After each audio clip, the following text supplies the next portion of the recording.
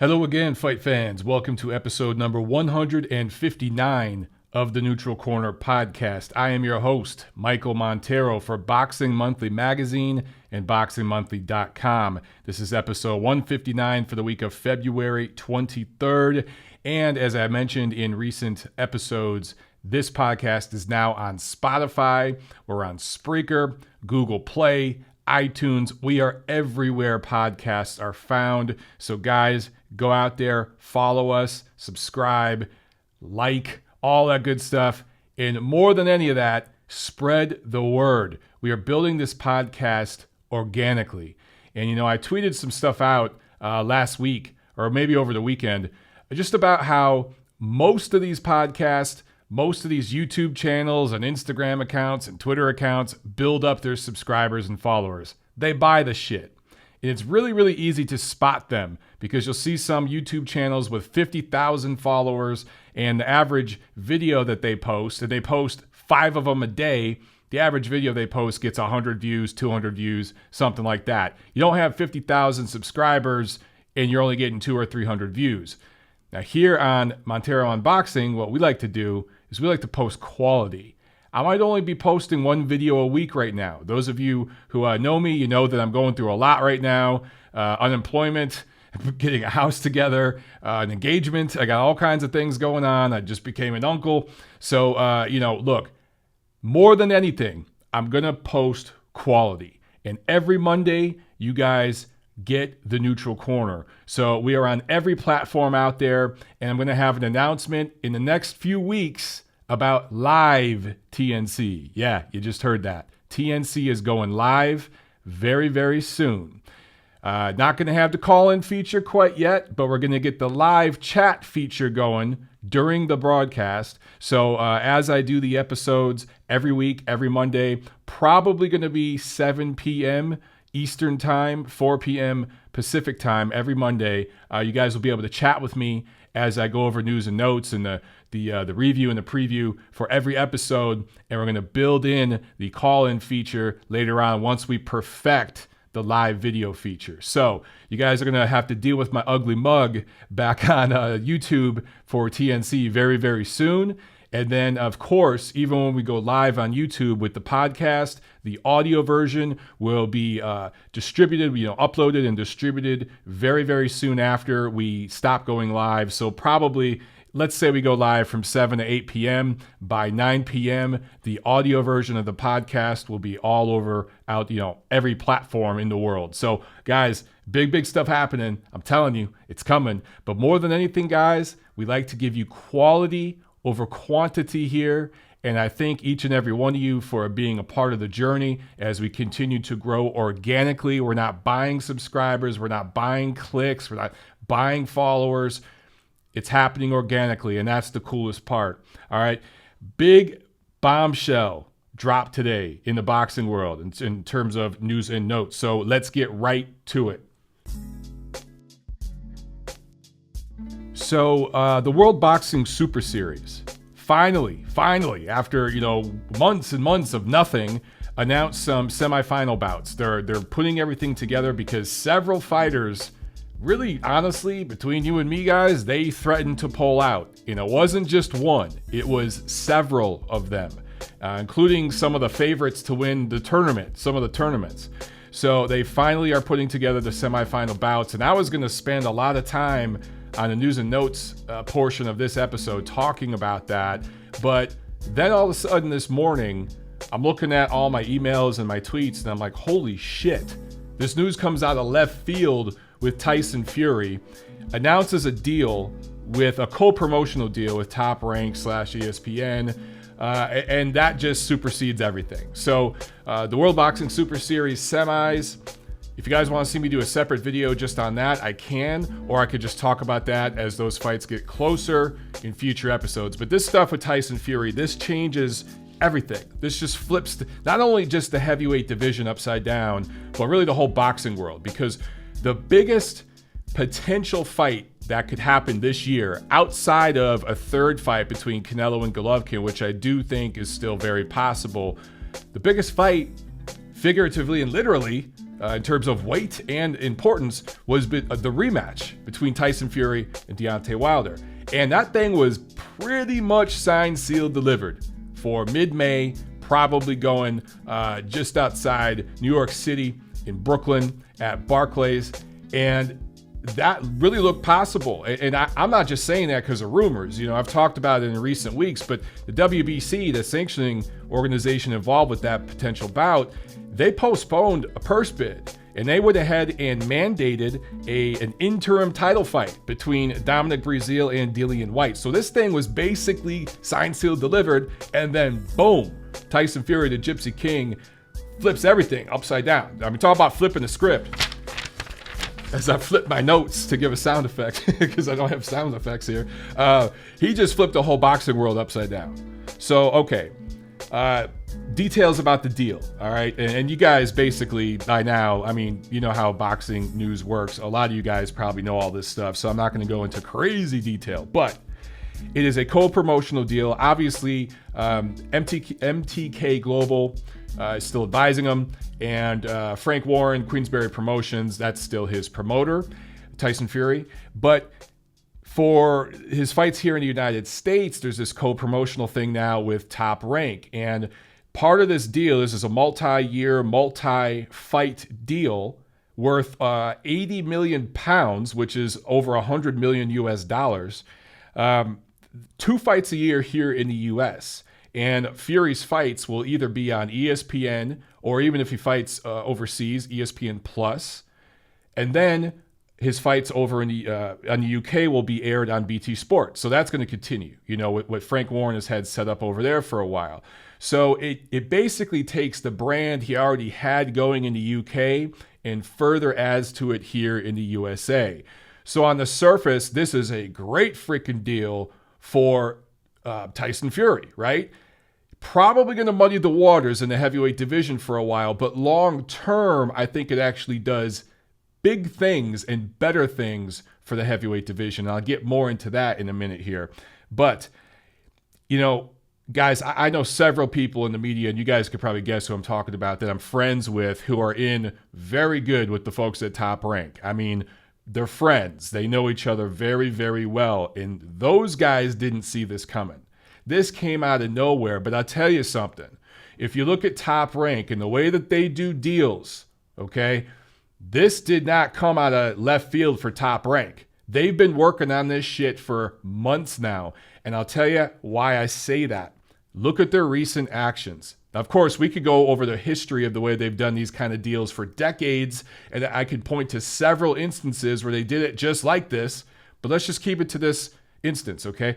Going back to September, Top Rank announced a deal with Frank Warren, Queensberry Promotions, to take their UK cards and kind of do a cross-promotional thing and air them here in the States on ESPN Plus. At the time, we thought, oh, okay, this is just Top Rank expanding this ESPN deal. This makes sense. Get some of the UK cards on the app to try to get more people buying the app. Okay. Well, now we can see that was just the writing on the wall as part of this deal, right? Bob Arum, Frank Warren started working together then. And come on, guys. Obviously, Tyson Fury negotiations were part of that shit. They've been talking about this thing since last year, last fall, maybe last summer. These things don't come together in 2 minutes. They don't come together in a week. It happens over months and months. If you're a smart promoter who knows what the hell you're doing, and both Frank Warren and especially Bob Arum are. So you had that deal late last year that came together. Then Top Rank, just out of nowhere, this December, signed a co-promotional deal with Kubrat Pulev, who is a top 10-ish heavyweight, right? He's been in there against some of the best heavyweights. Won some, lost some, entertaining fighter. He still has his promoter that he's been working with, but it's a co-promotional deal with Top Rank. So a lot of people looked at that and said, why the hell would they do a thing with Kubrat Pulev? And again, people kind of scratch their heads, but then they said, you know what? Put him on ESPN Plus if he fights over in Bulgaria. It makes sense. And maybe in the future, they could put one of their guys like Bryant Jennings in there against him. Okay, this makes sense. But now we see if they're planning on signing Tyson Fury, you got to have some promotional rights to some other guys. Of course, we know Andy Ruiz has fought with Top Rank for a while. Joseph Parker, Oscar Rivas, who just beat Bryant Jennings. So there's a few guys there that they can kind of feed to Tyson Fury to continue building that thing up. But how does all of this affect the rematch with Deontay Wilder? So, just genius chess play move by Top Rank, by the way, and by Team Fury. Just genius shit that goes when you really start looking at all the different moves both sides have been making over the last 6 months and how it all culminated into today. Holy shit. That's some chess. That's not checkers. That's chess. Okay? Good stuff from them. How does it affect the fight we want to see? Okay. Deontay Wilder is not contractually locked in with Showtime. PBC has a deal with Fox. They have a deal with Showtime. But Deontay Wilder is kind of this separate entity who has... There's a million different people who have a piece of Deontay Wilder. Seriously, his team, there's a bunch of people. It's not like he just has a promoter and a matchmaker or something. There's several people tied to him, but he can kind of go wherever he wants. However, PBC has a deal, as I just said, with Fox, with Showtime, and Deontay Wilder fights under the PBC banner. So, no way in hell that do I see Deontay Wilder just jumping ship and somehow doing a one-off with any other network. If they do this thing, this rematch, it's going to have to be, not only is it a co-promotion between two different promotional entities, and now you could throw Top Rank into that mix, so there's several promoters involved, but now there's going to be two networks. They're going to have to whack up the numbers, but it's going to be Showtime / ESPN pay-per-view. So how the hell does that work? Do you do a live broadcast on ESPN pay-per-view and then do the replay on regular Showtime? Something like that. And then how do you whack up those numbers? How much money does the A side get? How much money does the B side get? Who the hell is the A side now? Going into the first fight, obviously, Deontay Wilder was the A side. But with this chess play right here, did Tyson Fury just become the A side? Because ESPN is in 100 million plus homes in the United States. The app is $5. I think now there's 2 or 3 million people who have the ESPN Plus app. It's growing now with the UFC deal they just did and everything else, college basketball and all that. That app continues to build up. Showtime, yes, it's a big platform, but it's not in nearly the amount of homes ESPN is. And the pay-per-view that they did on Showtime did 325,000 buys, which is nothing to sneeze at. But you have to figure an ESPN pay-per-view. Again, I think Showtime is, guys, don't quote me, but I think Showtime is maybe in 20, 30 million homes, something like that. ESPN is in over 100 million homes. So just the promotional opportunities you have there, if you go that route with the rematch, yeah, maybe Showtime's involved and everything, but I'm not so sure Deontay Wilder's the A-side anymore. I know technically he has the title. There's a lot of people out there who think Tyson Fury should have it, but no one gives a shit about the WBC belt. In terms of network power and in terms of promotional power, Bob Arum, Top Rank, Frank Warren, Queensberry, I don't know, guys. Tyson Fury may have just became the damn A-side. So that's going to make negotiations more difficult, but it also makes the potential for the rematch that much more profitable. There's more eyes on the rematch. You have a bigger reach and a bigger scope here. So taking all this into consideration, now both sides have said May 18th was, I think, the tentative date for the rematch. Are they going to be able to put all this shit together and do the rematch May 18th? Hell no. I don't believe that. Now, maybe I'll be proven wrong. It won't be the damn first time. It won't be the last time. But just everything I just talked about for the last 10 minutes, okay? You think they're going to work this shit out in a couple months? I don't see that happening.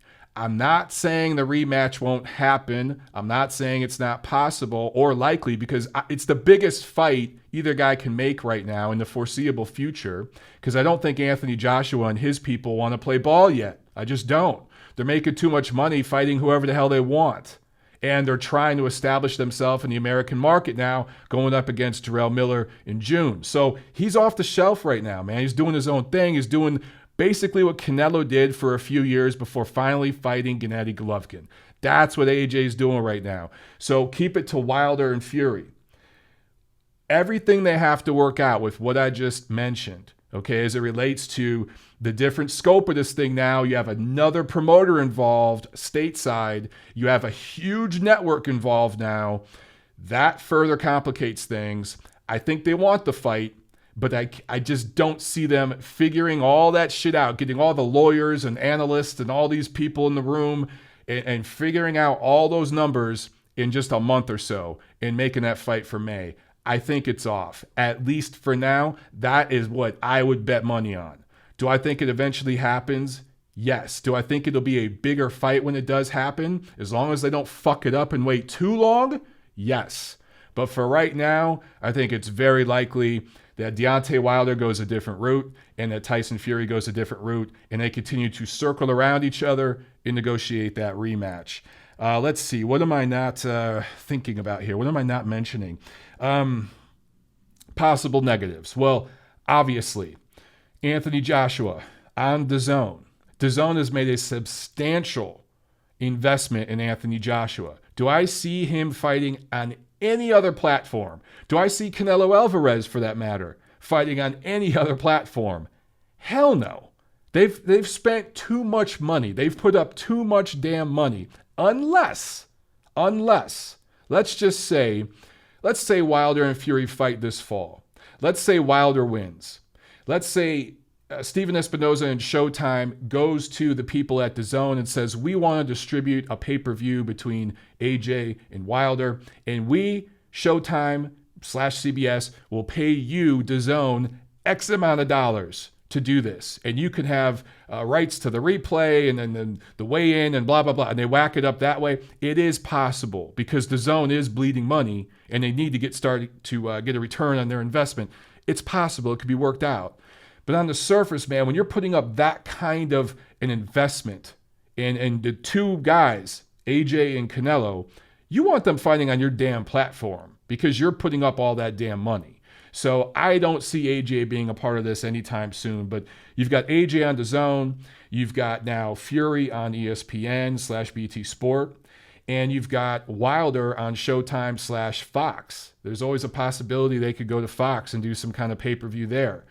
So you have three heavyweights, a three-headed monster, and it's not just a promotional three-headed monster in terms of their management. It's a three-headed monster in terms of networks, and not just TV networks, but streaming platforms, right? So it's a fucking mess. It's all over the place. I get it. But at some point, guys, money talks, bullshit walks. And I'm going to give you one exception. You know, we always think with these huge deals, right? The payoff for the fans is on the back end. If you look at Floyd Mayweather's deal with CBS, where he was getting, $30-something million a fight, and they were dangling the carrot of him and Pacquiao for years. Finally, on the back end, the fifth fight of his 6-fight deal, they did the Pacquiao fight, and everybody made their money. But that investment up front, Showtime was bleeding money. They were not making profits. They made a profit on the Canelo fight.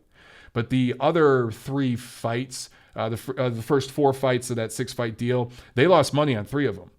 But on the back end, they knew they had that Pacquiao fight. And in theory, a huge deal like this that between Fury and ESPN, and then we just had PBC with Showtime, PBC with Fox, and then, of course, AJ going to DAZN. These massive deals, right? You think, okay, the big fights we want to see going to be on the back end. We're going to get a bunch of scrub fights up front. And that's the way it looked when Canelo fought Rocky Fielding late last year, right? But then look what happened. Canelo is fighting Daniel Jacobs next. No pay-per-view. They're not charging you $80-something like Showtime charged you for Wilder Fury. That's on regular DAZN. Why? Because they need subscribers. They put up all this money. They've got to get subscribers. Anthony Joshua was going to fight probably Dillian White in April at Wembley. DAZN stepped in and said, wait a second. We need AJ fighting in America because we need to start building him up over here. Eddie Hearn said, I don't want to do that yet. I want to delay that till September so I can, further delay the fight with Wilder. They said, no, look, we're putting up the money, Eddie. Bring that shit, bring him over here and bring a fight with him and Miller in New York because we've got to get subscribers. We got to start getting money because we're paying out of our ass and we're not getting a return yet. So that's why I say there are exceptions. Money talks, bullshit walks. So if Tyson Fury this spring goes a different route, fights Kubrat Pulev, nobody watches. ESPN/Top Rank/ Frank Warren, they lose a ton of freaking money on it.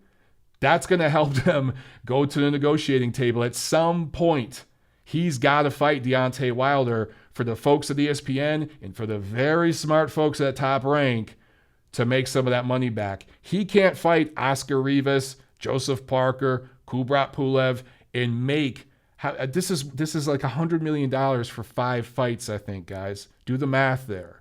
They got to fight Wilder to get that payoff. And look, if him and Wilder fight a second time and it's controversial, a la Canelo Golovkin 2, you might see a third fight. So there's a lot of possibilities with this thing. It's very fascinating. But again, if you really just look at the timeline of events of how Top Rank and all these guys did this, pretty smart shit. Are they going to be smart? It's smart getting this all together, but are they going to be smart now with the play? They got huge opportunities here. They can't dick this up.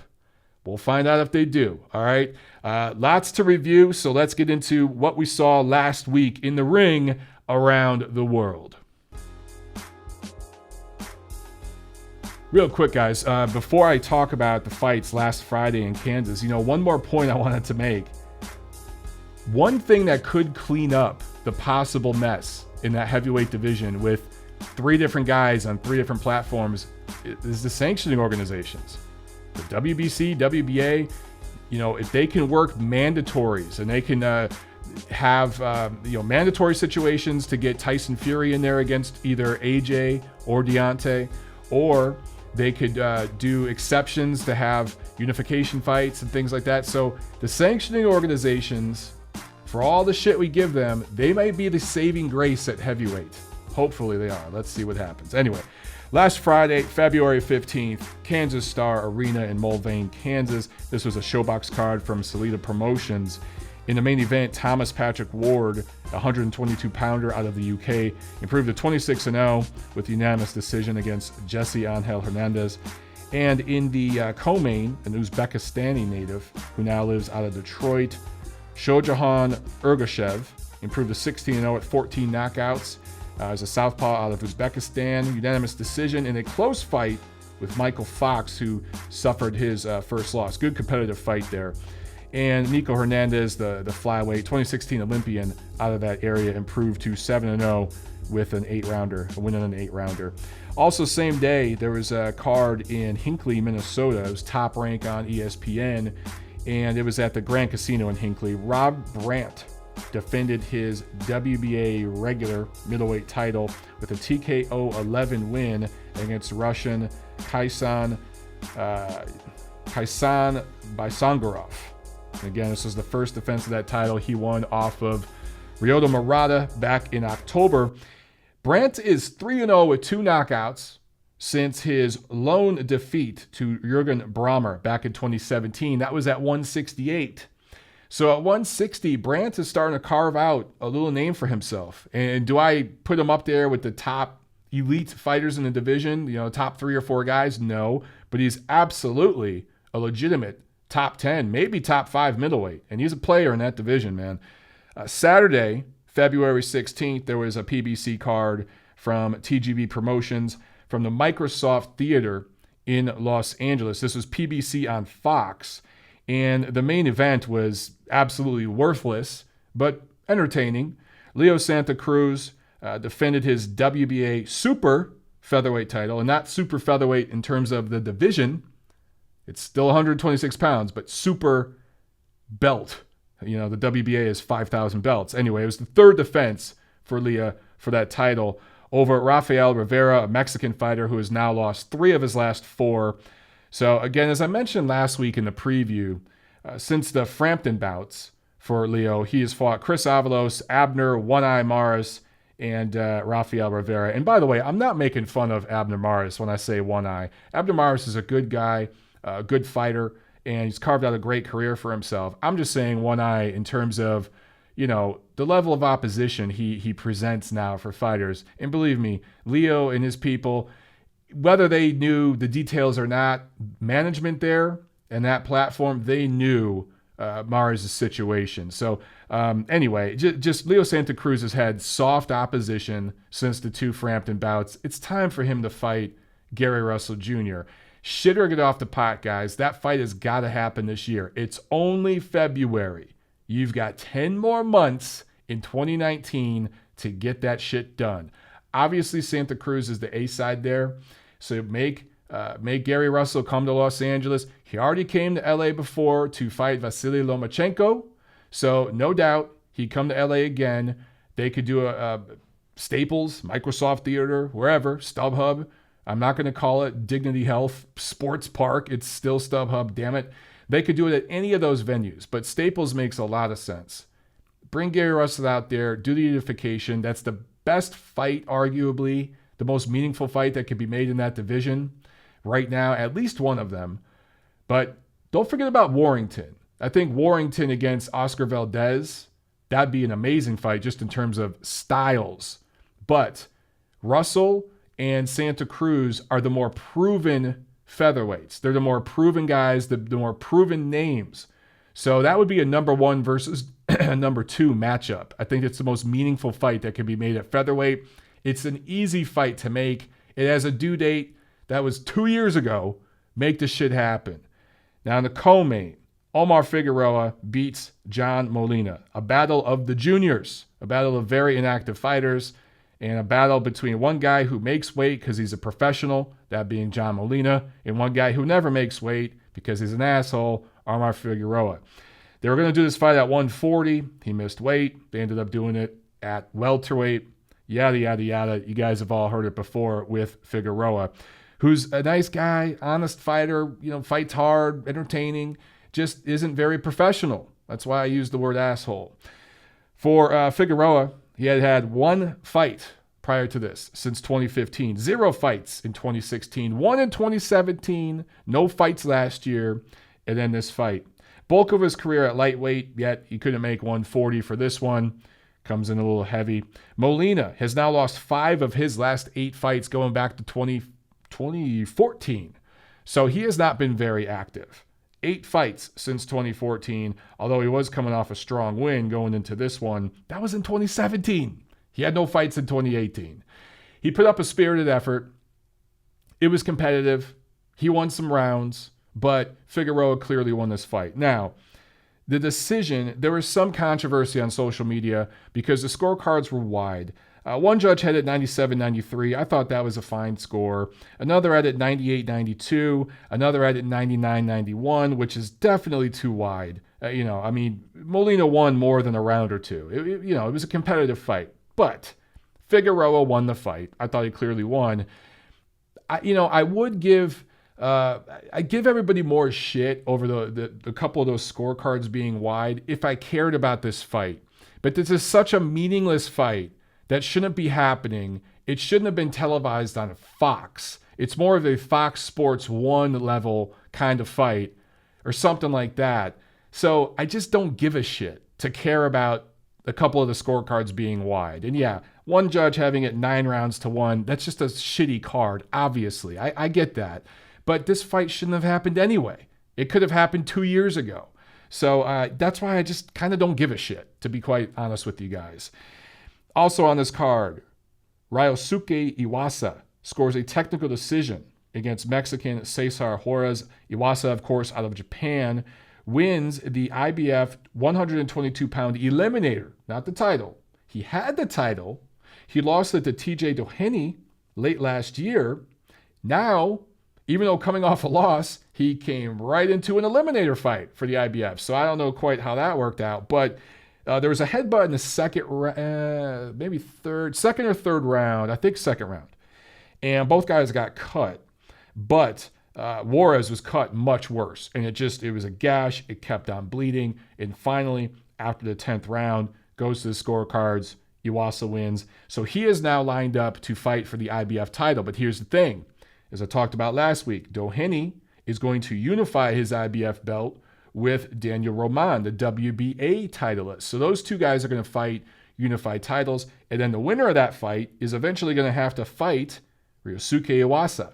Both of those guys have traveled to Japan before. So who knows, man? Even though in that situation, one guy is going to be a unified champion and Iwasa would be a title challenger, that fight could go to Japan because of the economics involved. It could happen. We shall see. But any combination of those three fighting, I think, is entertaining. So that's good stuff. Also on this card, a minor upset. DJ Creel scores a KO in the 12th round over Mexican native, but now he fights out of Westminster, so the SoCal area, Carlos Licona, who suffered his first pro loss, and he takes his IBF minimum weight title. So he dropped him 3 times in the 12th round. And for Creel, a lot of people, I think, overlooked him, myself included. I thought, this just, you look at the demographics of the thing, this was set up for Licona to win and kind of be, I don't want to say showcase fight for him, but almost, right? Again, Mexican native, now lives and trains out of Westminster. And he was defending his title for the first time against a guy from South Africa, fighting outside of South Africa for the first time. But just like Hecky Butler did last year, another South African fighter who went on the road and kind of pulled a minor upset, same thing Creel did here. So now he is a titleist. So that's for what we saw last week, guys. Let me make sure. I think I covered everything here. But let's preview what we got coming up this week in the boxing world. Friday, February 22nd, there are club shows all over the world. And guys, I've noticed something as I've been looking at the schedule this year, especially, us being so early in the year.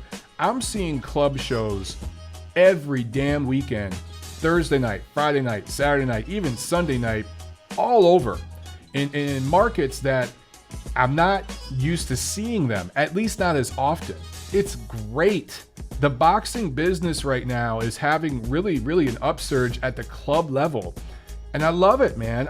There's stuff on the schedule this weekend in like Tennessee, in markets like that you just don't see a lot of cards very often. But Friday, there is a pretty good card in Yekaterinburg, Russia.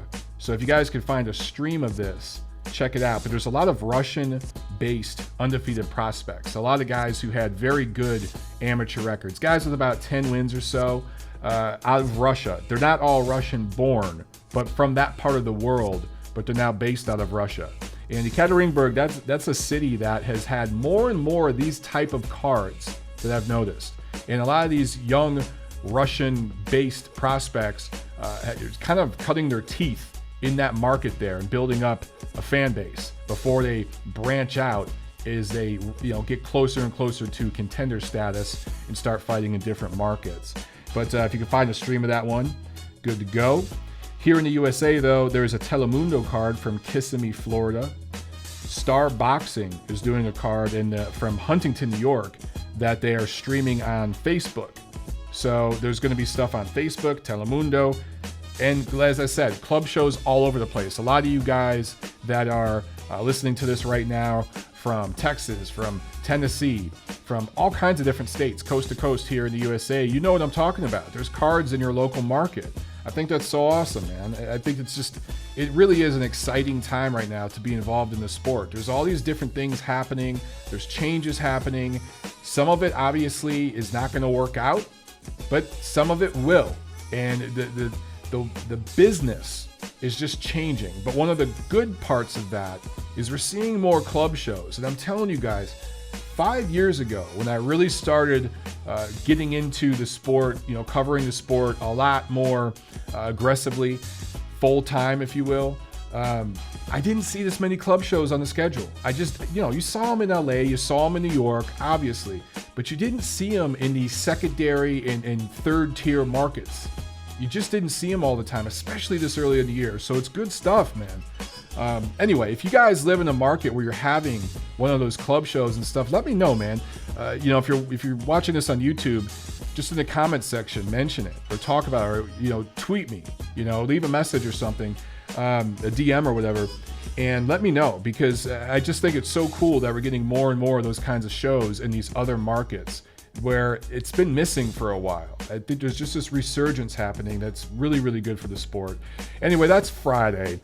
Saturday, February 23rd, we have a matchroom card from Eddie Hearn from Tijuana, of all places. So Uncle Eddie taking matchroom down south of the border in TJ and doing a card there on DAZN, obviously. Matchroom on DAZN. Brandon Rios fighting Humberto Soto.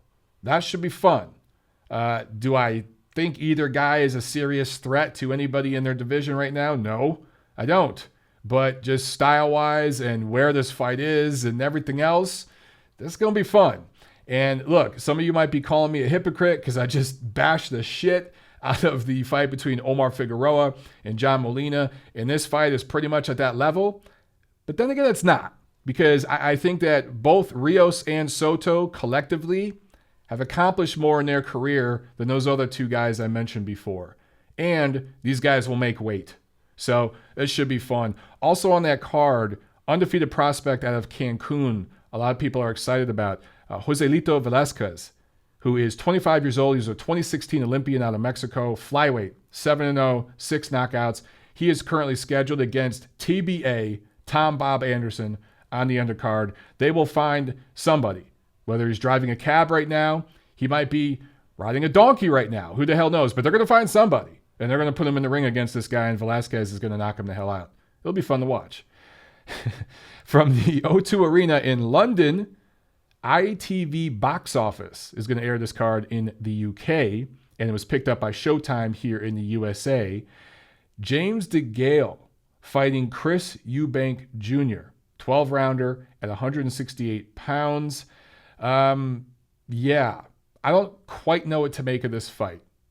James Degale is a skilled guy. He's had some quality wins. He's been in there with everybody. 33 years old, been a pro since 2009. 25-2-1 is his record. He's had titles. But he's always a guy that I just felt was a little overrated. I just feel some people out there thought he was pound for pound, and I just never thought he was really at that level. But so what? He's a good quality, world-class professional prize fighter. Obviously past his best, in this current state. But in terms of skills and, of course, level of opposition, he's definitely a level or two above Chris Eubank. Chris Eubank, pro since 2011, 29 years old, 27-2. So on the surface, yeah, he's 4 years younger than Degale, but when you just look at number of wins, number of losses, when they went pro, these guys, their resumes look very similar. But of course, you start to dissect the numbers and you see what's behind them, and you see just how far behind Eubank is. His best win as a pro was over an ancient, robotic Arthur Abraham, who was another guy that I just always felt was a little overrated. I just never felt he was an elite pound-for-pound level guy. Just below that. And Eubank beat an ancient version of him, okay? Losses, obviously, to George Groves, Billy Joe Saunders. Really no shame in that. But as I mentioned before, Degale's fought everybody. Won some, lost some, but certainly won more against more credible opposition than Eubank. On the surface, Eubank looks the part. This is in London. He's a popular fighter, even though he's kind of been exposed to a certain degree, but he comes from that famous boxing family, particularly over there on that side of the pond. He's a brand. This is set up for him to kind of, quote unquote, redeem himself, prove himself, beat a guy like Degale, who is also a brand. And he should, you'd think, in close rounds, get the benefit of the doubt from the judges. That's what I see happening here. And I think one of the minor sanctioning organizations, I think it's the IBO, not really recognized, at the top of the scale with all the sanctioning groups, but I think they've jumped in here and thrown a belt into the mix so the winner of this could claim they have a belt. Obviously, nobody's going to rate the winner of this as a top fighter at 168. But man, I go back and forth because Degale should box circles around Eubank. He should box circles around him and win a comfortable decision. That's what we should see in this fight. But can Eubank, who is 4 years younger and in terms of wear and tear, way younger than Degale, who's been busted up in some fights, can he get through? Can he land something that hurts Degale? Can he make an impact with a big shot? Particularly late in the fight when, stamina becomes an issue. And Degale can be a little flimsy, a little floppy, just the way he kind of moves around. Can he get caught with something awkward? I just keep going back and forth. Put a gun to my head, Degale wins a decision, but then it would not surprise me at all for Eubank to win a controversial decision because of some of the things I just talked about, that has some like a majority decision or a split decision. And, maybe he drops Degale late and that's enough for him to pull out a split decision that a lot of people disagree with. Maybe it's a Wilder Fury type of scenario with the scorecards that has people arguing. I don't know. Put a gun to my head, Degale decision. Okay. Also on this card, the fight I'm most interested in, Joe Joyce stepping up, undefeated heavyweight, right? Good run in the amateurs. So far he's undefeated. I think he's 6-0, 7-0 off the top of my head. I don't have it here in my notes. As a heavyweight, he's now training in Big Bear with Abel Sanchez, going up against Berman Stavern, who, I understand, hasn't fought since he was harpooned by Deontay Wilder November 2017? I think it was 2017. And he was like 255 for that fight, right? He was a fat ass in that fight. He was a whale, and he was harpooned by Deontay Wilder. It was embarrassing. He had no business being in the ring with him. So a lot of people look at this and they say, who gives a shit? Joe Joyce is fighting Berman Stavern. He's going to harpoon that whale again. But here's the thing, guys. I've talked about this in recent episodes. We saw just a couple weeks ago, Deontay Wilder's brother, who I wouldn't put anywhere in the same stratosphere as Joe Joyce in terms of potential, but still, undefeated prospect going up against a quote-unquote opponent, a guy with over 10 losses, and he got knocked the F out. And the people at PBC quickly scrambled on social media and pulled every instance of the video down that they could find. Same thing when Deontay got dropped by Herod Sconyers. Anyway, tangent, I know.